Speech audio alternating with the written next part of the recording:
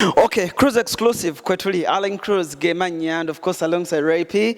It has been a glorious day, and of course, Chibadde Chirungi nnyo, we've had a successful photo shoot, as you guys have been watching everything. Yogera Oluganda oluzungu simanje luva. Allan yogera Oluganda saagala tweyogezeeko saagala batwogereko kale okuba ebifaananyi kubadde kwa mulembe tugenza okumala okwemansula ebifaananyi wammanga ng'owulira otya bulungi ng'owulira bulungi omukyala atudizayiniza olunaku olwaleero how do you meet her and credits oyinza muwazenkana ki first and foremost Jeb namumeetinga ku social media. Jeb Fashions. Yes. Namu meeting ku social media like namulaba because you know when you have good work, of course here you get it. So maso Rapi abadde kyatubulira. Don't forget gwolabye ku photoshoot eno ES photography omuvubuka mukakamu akubi ebifaananyi bya celebrities bangi nnyo wamu n'emikolo mingi nnyo gye tumulabyeko. Tusooke twogere ku Jeb Fashions then tudde ku atukubye ebifaananyi. What do you expect? But tusookere ku Jeb Fashions. Okay, winding up with Jeb Fashions when I'm when Nathan come following up social media, shockingly, she also wanted to work with me. There is a fascinator that I wanted. A fascinator. Zino zeteka ku mitwe. For my yakola fascinator je nakozesa ku mukolo gwa mtabani wange Prince. So I contacted her netwogera. Actually it was very quick because nali no amalala nga bano ba fashion designer nali nga simulabanga nako nga twogera just ku social media nga simumanyi na bwafanana. So ne mugamba I want something nice bichi so nampako idea. So she made it for me, they delivered. Ngerate to meetings. So I was there, then she called me, Nangamba, I want us to do a shoot for the end of year last year. Kati netutasobola because of time, atenga umanyi COVID, bichi.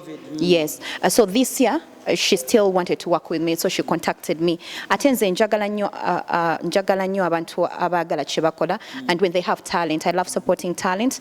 That is when I started working with her. Nenzikiriza.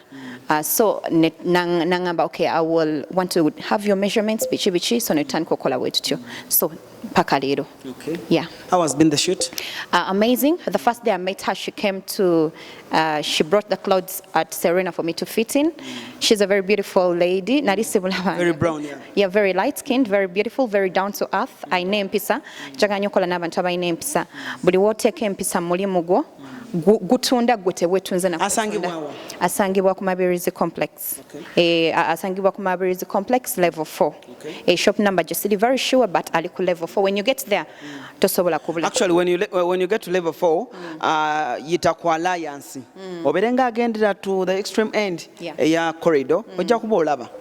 Yeah. But anyway nze kyenjagala omwebazaako ekisooka mukakamu ng'omuntu when she met me she was like Allan njagala okukola naawe naye omanye eriyo omuntu goyinza osanga ngayagala okukola naawe atakulaga nti wamaanyi atakulaga no. She told me I want to work with you because oyina kye neetaaga yankoledde engoye that first outfit gye twambadde ya black and red maroon. Yeah. Ebadde so excellent. Mpulidde muli eri nga nze semaka. Mu basimaawo n'oyingira mu basajja ab'obuvunaanyizibwa. Awe tutuuse. Talking about all the people, the service providers betukoze nabo. Literally, ES is a photographer and I'm working with him for the very first time. Oyo omuvubuka mbadde mulaba ebifaananyi bye ES photography. Naye nga nebuuza yaani. I expected to see this giant guy, but ebifaananyi bye mbadde mbiraba ku mikolo egy'enjawulo. When it comes to photography, ali mulungi nnyo.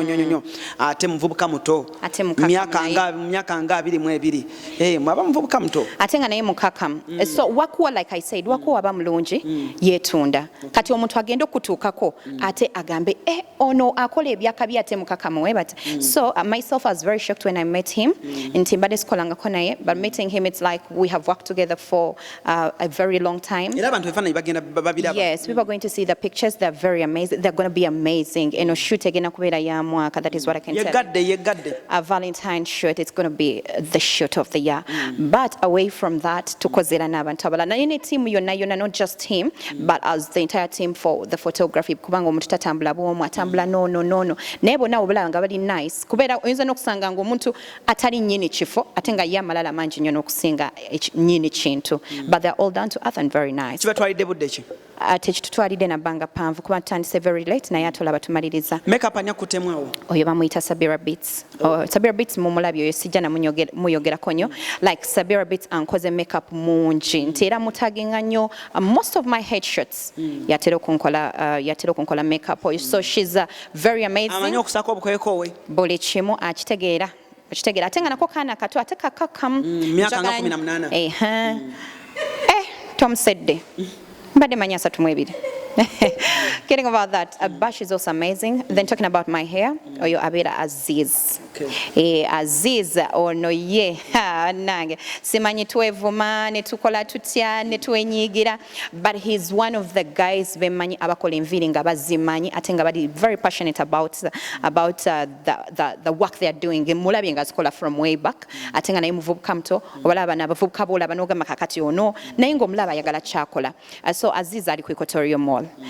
Aziz mulabidde ye ebbanga kuba nakola ku Equatorial Mall n'enkola naye ate nga ali very fast aludde mu mikolo naye simanyi lwaki yetawasa.